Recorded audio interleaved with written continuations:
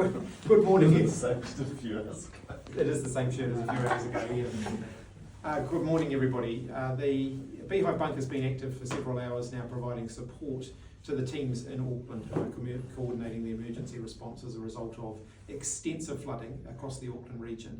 At this point, information about the extent of the flooding and the extent of the number of people who have been displaced is still difficult to access. We do know that we've got three evacuation centres up and running now. One of them in Kelston, the Deputy Prime Minister is at, providing a bit of support there. I can report that there are 40 people there so far. The other two are in the process of being established. I don't have information about how many people are there. We know that there's up to, if not more than, 1,000 people still stranded at the airport. Air New Zealand are supporting them at the airport. And we know that right the way across Auckland there are a lot of people that are simply stuck somewhere, whether it's stuck in their car, stuck in a business, or stuck somewhere where they wouldn't normally be at 1:30 in the morning on a Saturday morning.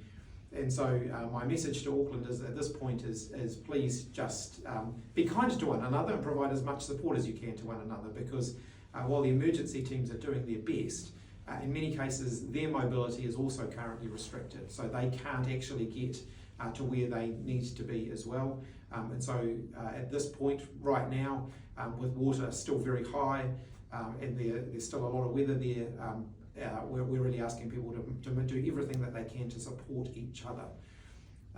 First thing tomorrow morning, I'll be heading to Auckland. That depends a lot on logistics, so at this point I'm not sure exactly how I'm going to get there, but the Defence Force are working on ensuring that I can get to Auckland. And we will also send up to Auckland any additional support that they need to oversee the response and to coordinate the response. One of the key things that we've been able to do here from Wellington tonight is provide additional support with communications to make sure that we are trying to collect out as much information as we can and push that out through all of the different social media channels and other media channels so that people can be informed about exactly what is going on. I acknowledge that that's one of the things that people have been asking for, is more frequent updates. And here in Wellington we will do what we can do overnight to try and get more information out. Obviously tomorrow, once the sun comes up, or at least behind the clouds, we'll actually know a little bit more about what we're dealing with and the true extent of the challenge that is ahead of Auckland. The entire public service will be ready to deploy resources once we actually understand what's required. And that will mean, if we need to, we can send more to Auckland. Of course, there is a lot of resource in Auckland, and we'll be making sure that we deploy that as best we can in first thing in the morning. Difficult to do that in the middle of the night when mobility is so limited by the extent of the flooding that has happened across Auckland. Prime Minister, do we know how many excuse me, do we know how many injuries or deaths there have been in relation to this event so far? I haven't got a confirmed number on that at the moment. As soon as we do, we'll endeavour to communicate that, but it's likely we won't know that until the morning, because it'll take that long to get the various information sources together. Do we know how much rain is still falling? What's forecast over the next 2, 4, 6, 12 hours? My understanding is that there is still more rain due between now and first light tomorrow morning.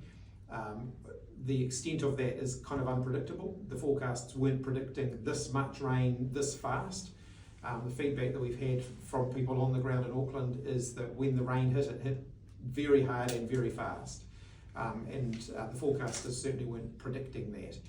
But Aucklanders do need to be braced for the fact that there could be more rain in the next few hours, and that might be a bit unpredictable. Prime Minister, what's your message to those who've lost their homes? Look, my message to all Aucklanders is please reach out and support others where you can. We don't know the true extent of the number of people who may have evacuated. In some cases, people will have just left their homes and gone somewhere else that's safe. I mean, whether it's to family, friends, neighbours, and so on. And we won't really know the extent of that until tomorrow. But my message to everybody really is stay safe. So if you can stay home safely, please stay home safely. Please stay off the roads. Please make sure that you're looking out for each other. Minimise the movement as much as you can. But if there is a life-preserving emergency, then call 111. Have you ever seen something on this scale in terms of the severity of the floods? Look, day 3 on the job for me, so I wouldn't want to judge that. But I think clearly this is quite unprecedented. I think you've got a number about this may well be the highest level of rainfall we've seen in such a short space of time, in a very, very long time, potentially ever. So it happened very fast. Prime Minister, a state of emergency has now been declared. What powers does that give officials access to that they might have not had earlier in the night, and will that improve the situation? I'll hand over to our appropriate minister for that. Thank you, Prime Minister. You're right to point out that is a crucial part of this process. So essentially a civil defence response is the local authority's responsibility. Once they declare a local emergency, that allows NEMA to come in and provide extra support. So once the Mayor declared an emergency, NEMA was able to bring in extra support and resources from other regions to support their response locally. So in doing that, we then set up the bunker here at Parliament. As the Prime Minister mentioned, we came in and provide extra support with communications, which is so crucial in a response. NEMA have also sent up personnel, as to have the Defence Force. So we're really starting to see things kick into gear after that declaration was made. And was that done quick enough? There's been some criticism that the Mayor in Auckland took too long to declare the state of emergency. Well, I was in touch with the Mayor and his office throughout the afternoon, as I was with the Prime Minister and other ministers. Essentially, that was his call. We were ready. We got NEMA to stand up and ready to go as soon as that was made. But that was his call. He was taking advice.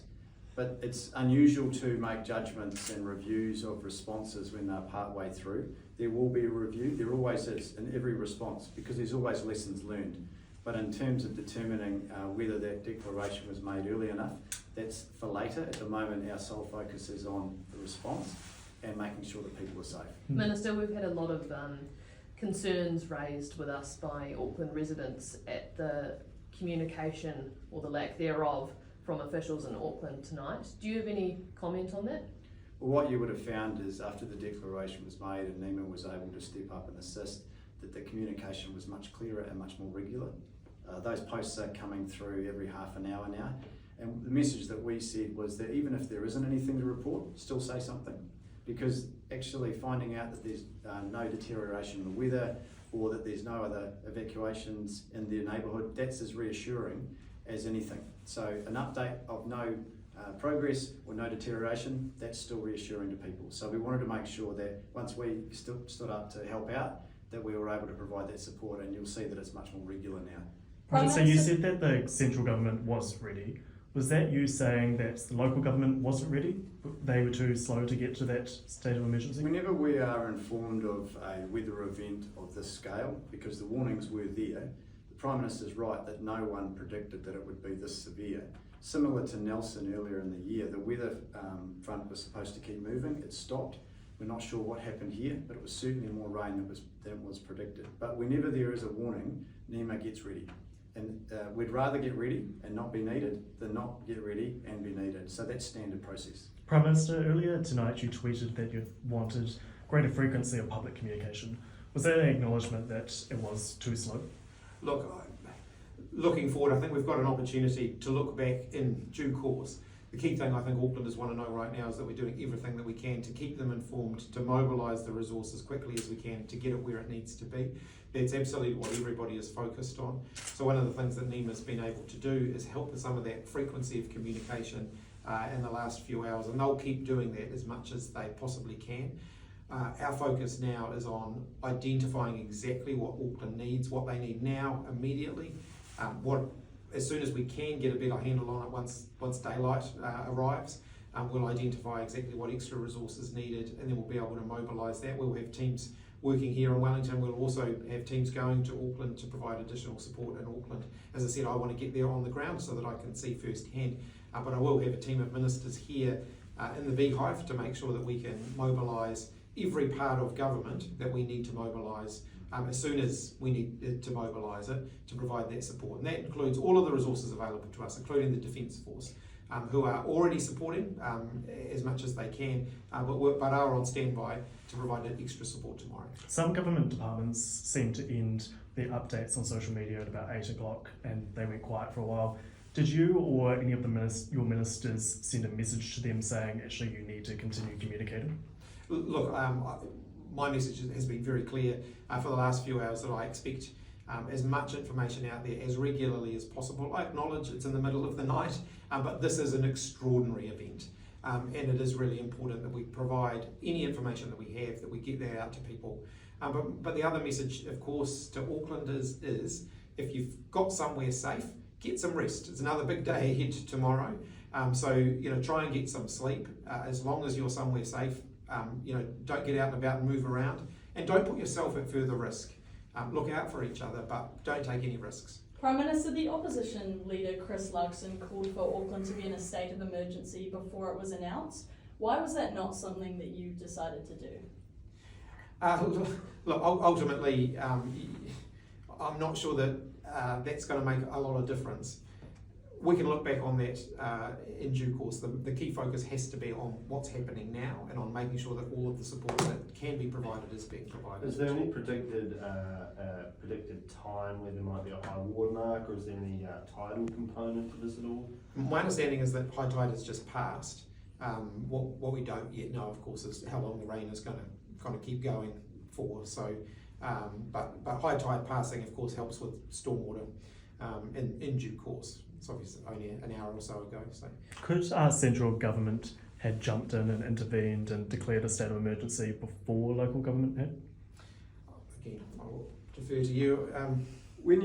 It's easy enough to make tweets and call for this and call for that, but when you're actually talking to the people that are there on the ground and it's their responsibility to make a decision, and they tell you that they are in the process of making that, it's a pretty massive call to override that.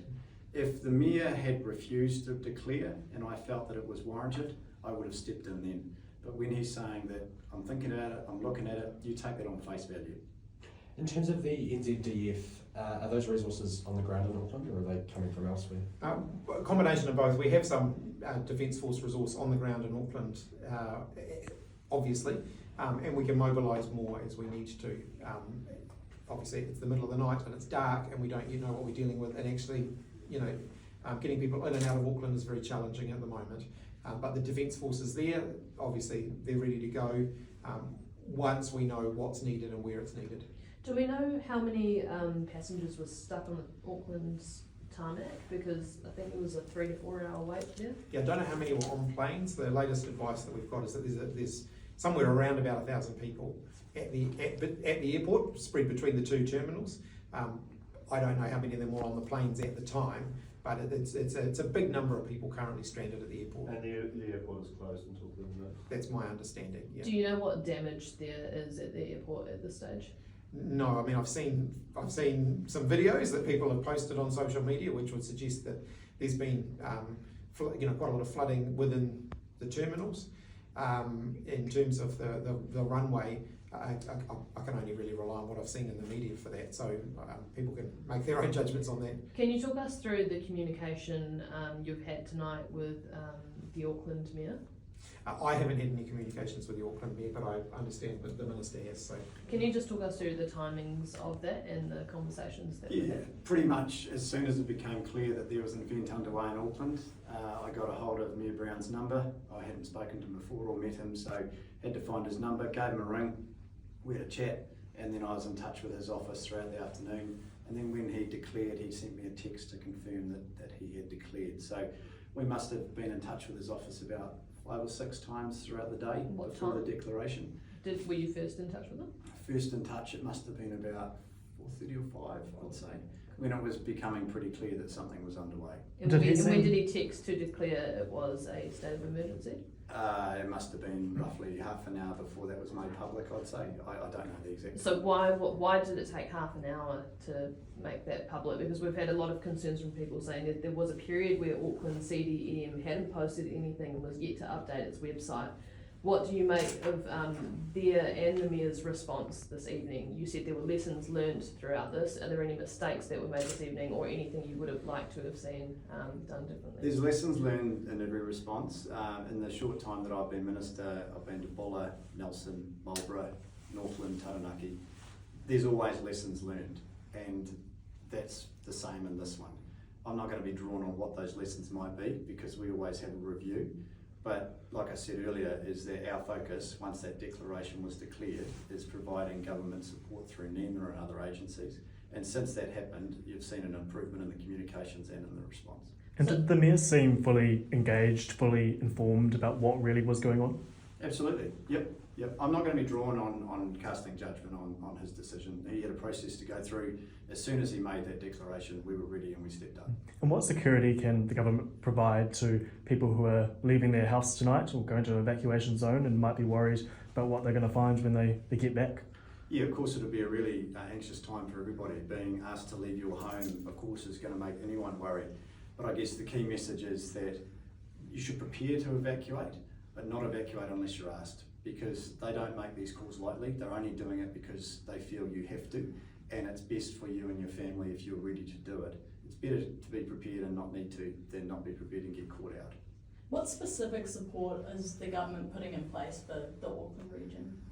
Well, it's usually, always a multi-agency response. So tomorrow when the sun comes up, we'll have a much better understanding of the extent of the damage to infrastructure, to roading, to housing, how many people are displaced, whether they are having to evacuate just for a couple of days or like it was in the case of Nelson for weeks and months. Those are the sorts of things that don't come about for a couple of days.